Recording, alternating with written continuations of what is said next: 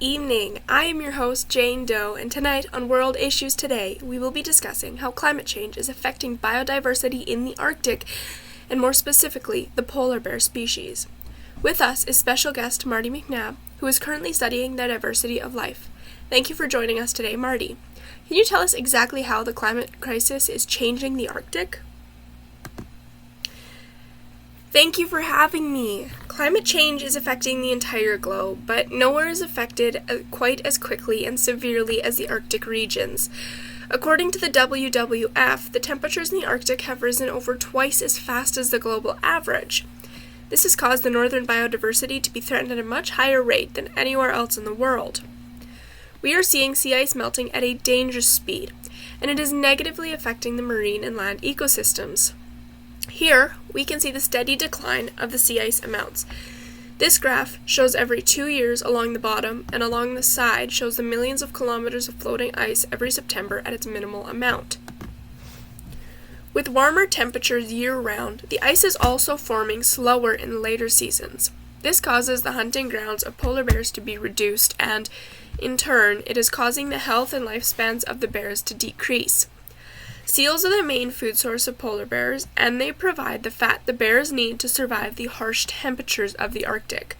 Recently, we are seeing more bear cubs dying before they reach a year than we ever have before. These next two images are from NASA, and they both show the Baffin Bay area near Greenland in Canada. The first image shows the movement of tagged bears in the 1990s and then again in the 2000s. The movement of these bears has been greatly reduced across the Baffin Bay. In this next image, we can see the sea ice concentrations where the bear movements were seen. As expected, they correspond with the amount of sea ice in 2013 being of a lesser concentration than in 1993. Because of the lesser amount of sea ice, as well as the unpredictability of its staying, polar bears are making dens on land rather than sea ice. This is causing survival rates to drop because of the distance between the dens along the coastlines and the feeding grounds out on the ice.